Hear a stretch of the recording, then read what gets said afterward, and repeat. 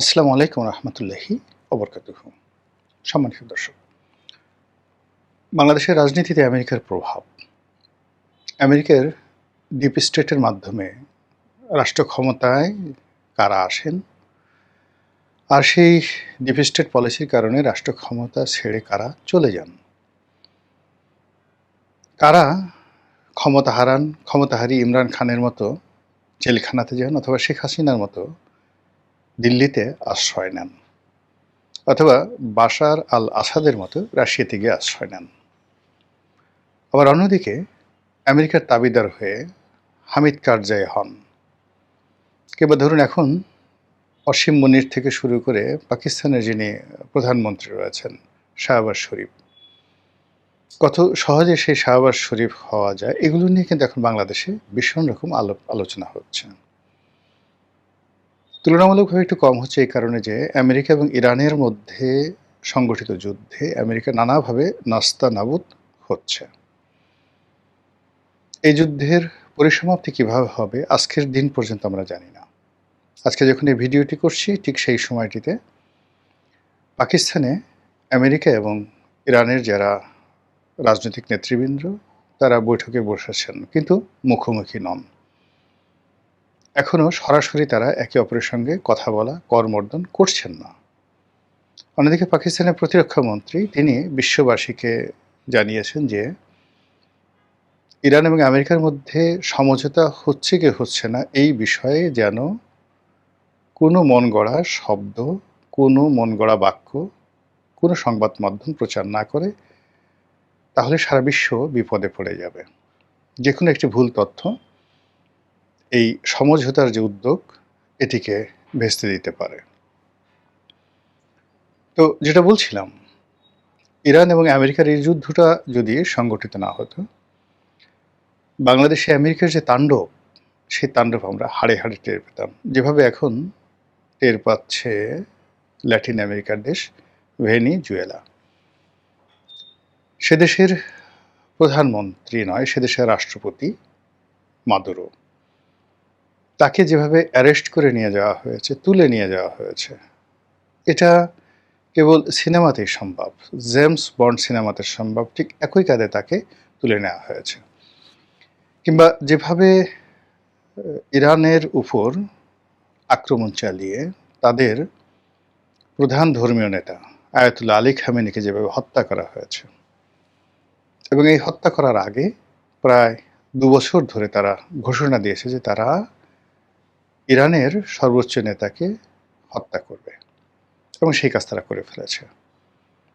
কিন্তু সরাসরি যুদ্ধে জড়ানোর পর প্রকৃতি, পরিবেশ, ইরানের জনগণের মনোবল এবং সেখানকার সামরিক বাহিনীর রণকৌশল, সর্বোপরি হরমুজ প্রণালীর মতো একটি প্রাকৃতিক যে সম্পদ, বা যেটাকে বলা হয় একটা অমোঘ মারণাস্ত্র, একটি উত্তম ব্রহ্মাস্ত্র, যেটিকে আল্লাহ রাব্বুল আলামিন ইরানকে দান করেছেন। এই হরমুজ প্রণালী ব্যবহার করে ইরান যেভাবে এই যুদ্ধের সমস্ত গতিপথ পাল্টে দিয়েছে, যদি সেটি না হতো তাহলে আমেরিকা নিয়ে বাংলাদেশে যে সকল আলাপ আলোচনা হচ্ছে সেই সকল আলাপ আলোচনা অনেক অনেক বেশি হতো। আমেরিকা যে সকল দেশকে টার্গেট করেছে, যে সকল ব্যক্তিকে টার্গেট করেছে, যে সকল রাষ্ট্র এবং সরকার প্রধানকে টার্গেট করেছে গত ৭০ বছরে, তারা সবাই ভ্যানিশ হয়ে গেছে। সেই দেশ সার্বভৌমত্ব সবকিছু তছনছ হয়ে গেছে। এমনকি তাদের যারা বন্ধু, দীর্ঘদিন তাদের যারা বন্ধু, কোনো কারণে তাদের যদি সন্দেহ হয় যে এই বন্ধুটি আর আগের মতো কাজ করছে না, তখন তারা সরিয়ে দেয়, যেভাবে সৌদি আরবের বাদশা ফাইসালকে তারা মেরে ফেলেছিল। তো বাংলাদেশে আমেরিকার যে দাপট, এটি আমরা আসলে প্রথম দিকে টের পাইনি। যখন আমি নিজে সংসদ সদস্য ছিলাম, তখন আরও অনেকের মতো আমেরিকার সঙ্গে আমারও ভালো সম্পর্ক ছিল। আমেরিকার রাষ্ট্রদূত কিংবা আমেরিকার ফেলোশিপ নিয়ে সে দেশে যাওয়া, সে দেশে ভ্রমণ করা, এই সুযোগ আমার হয়েছে। কিন্তু তারপরেও আমেরিকা সম্পর্কে যে নেতিবাচক চিন্তা চেতনা, সেই নেতিবাচক চিন্তা চেতনা করার সুযোগ আমার ১ম হয় ড্যান ডব্লিউ মজীনার জামানাতে, যখন তিনি রাষ্ট্রদূত ছিলেন। ওই সময়টাতে শেখ হাসিনা মূলত ড্যান ডব্লিউ মজীনার সঙ্গে খুব খারাপ আচরণ করতেন। তিনি তাকে সেই কোনো সরকারি অফিসে ঢুকতে দিতেন না, এবং বাংলাদেশ সরকারের সকল কর্মকর্তা কর্মচারী, এমনকি এদেশে যারা তথাকথিত আমেরিকার এজেন্ট, তাবেদার বা ডিপ স্টেটের এজেন্ট রয়েছে, তারা সকলেই সরকারের কড়া নজরিতে ছিল যে কেউ যদি আমেরিকান রাষ্ট্রদূতের সঙ্গে দেখা সাক্ষাৎ করে, তাদের সকলের উপর শেখ হাসিনার খড়ক নেমে আসতো। এটা আমার ভালো লাগতো না। আমি মনে করতাম যে এটা একটা অন্যায় হয়েছে। কিন্তু যেকোনো একটা ব্যক্তিগত কারণে যখন এই ড্যান ডব্লিউ মজীনা বা মার্কিন রাষ্ট্রদূত, এদের আসল চেহারাটা আমি দেখতে পেলাম, যে গণতন্ত্র বলতে তারা যা বোঝায় এটি কেবলমাত্র পাঠ্যপুস্তকে রয়েছে, এবং যখন তাদের স্বার্থের অনুকূলে আসে তখনই তারা কেবলমাত্র গণতন্ত্র রক্ষা করে বা গণতন্ত্রের পক্ষে বলে। আদারওয়াইজ তারা উত্তর কোরিয়ার প্রেসিডেন্ট কিম কিংবা ভ্লাদিমির পুতিন, এদের চাইতেও এরা যার যার অবস্থানে জঘন্য।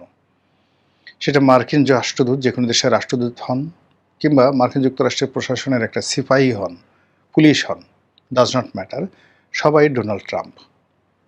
তো এই যে তাদের যে মন মানসিকতা, সেই মন মানসিকতা টের পাওয়ার পর এই রাষ্ট্রটি সম্পর্কে আমার ভিতরে যে নেতিবাচক একটা অবস্থা তৈরি হয়েছে, এবং এরপর থেকে আমি এদেরকে এড়াইয়ে চলি। 2014 সন থেকে 13 সন থেকে আমি এদেরকে এড়িয়ে চলি, এদের ধারে কাছে আমি কখনো যাই না।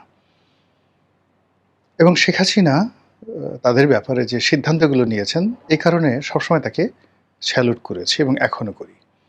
কিন্তু শেখ হাসিনা, ডক্টর মোহাম্মদ ইউনূস, প্রথম আলোর মতিউর রহমান, তারপর ডেইলি স্টারের মাহফুজ আনাম, এদের সম্পর্কে তিনি যে নেতিবাচক মনোভাব পোষণ করতেন, তাদেরকে শত্রু ভাবতেন, এটা আমার আসলে পছন্দ হতো না।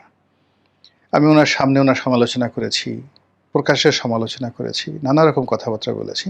আচ্ছা, এখন 2026 সনের এই এপ্রিল মাসে আপনারা একটু বুকে হাত দিয়ে বলেন তো, যে আমেরিকার বিষয়ে, ডক্টর ইউনূসের বিষয়ে, প্রথম আলো, ডেইলি স্টারের বিষয়ে শেখ হাসিনা যে মনোভাব পোষণ করতেন, এটাকে কি আপনার এখন খুব অন্যায় বলে মনে হয়?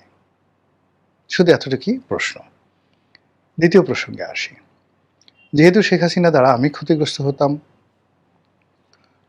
তারপর ক্ষতিগ্রস্ত হয়েছি, সেই কারণে কি হতো, তিনি যাদেরকে অপছন্দ করতেন তাদের প্রতি আমার একটা দুর্বলতা কাজ করত। তিনি জামাতকে অপছন্দ করতেন, জামাতের ব্যাপারে আমার একটা সহানুভূতি কাজ করত। তিনি তারেক রহমান সাহেবকে ভীষণ রকম অপছন্দ করতেন। অনেকটা শেখ হাসিনার সাথে জিদ করে আমি তখন সেই তারেক রহমান সাহেব সম্পর্কে, বিএনপি সম্পর্কে পত্রপত্রিকায় লিখতাম, ইতিবাচক নানা রকম কথা বলতাম। তখন আসলে আমি ছাড়া তারেক রহমান সাহেবের নাম লেখার মতো, পত্রপত্রিকায় তার নাম উচ্চারণ করবে, এই ধরনের কোনো একটা লোক পুরো 2000 মানে কি বলবো 10 সন থেকে একেবারে উনি যেদিন পর্যন্ত ছিলেন একজন ছিল না। তারা রাজনীতির মঞ্চে কথাবার্তা বলতেন, কিন্তু পত্রপত্রিকা লেখায়, টেলিভিশনে এসে সব ধরনের কথাবার্তা বলা অসম্ভব ছিল। তো এই যে কথাগুলো বলেছি, তার সঙ্গে সঙ্গে আবার তিনি আমেরিকাকে যেভাবে অপমান করতেন, এটা 2014 সন পরে আমি মনে করেছি এটা সঠিক আছে, কিন্তু তার আগ পর্যন্ত আমার মনে হতো শি ইজ রং। তিনি কেন হিলারি ক্লিন্টনকে পাত্তা দিতেন না, কেন বারাক ওবামাকে পাত্তা দিতেন না, কেন জন কেরি পররাষ্ট্রমন্ত্রী তাকে পাত্তা দিতেন না, এবং আমেরিকাকে দুই চোখে দেখতে পারছেন না। আমেরিকা যখন বাংলাদেশকে, যাকে বলা হয় বাংলাদেশের উপর নিষেধাজ্ঞা দিল, তিনি তখন স্বাগত জানালেন। ড্যাম কেয়ার, যে ওরা কি করবে, র্যাবকে দিচ্ছে, পুলিশের আইজিকে দিচ্ছে, ডাজ নট ম্যাটার। সে বলে যে আমরা কেউ আমেরিকা যাব না, আমেরিকায় যাব না, আমেরিকার কোনো কিছু আমাদের দরকার নেই। তো তারপর তিনি টিকে ছিলেন। তো যখন দেখা গেল যে তার সাথে আর পেরে উঠছে না কূটনৈতিকভাবে, তাকে চাপ প্রয়োগ করে কোনো কাজ হচ্ছে না, তখনই এই যে ডিপ স্টেটের যে খেলা, সেই নির্মম খেলায় আমাদের যে কি ক্ষতি হয়ে গেছে, কি সর্বনাশ হয়ে গেছে, কি গোলামের জিনজির, দাসত্বের শৃঙ্খল আমাদের হাতে পায়ে 18 কোটি মানুষের হাতে পায়ে পুড়িয়ে দেওয়া হয়েছে। এই শৃঙ্খল থেকে কবে রক্ষা পাব? কে রক্ষা করবে?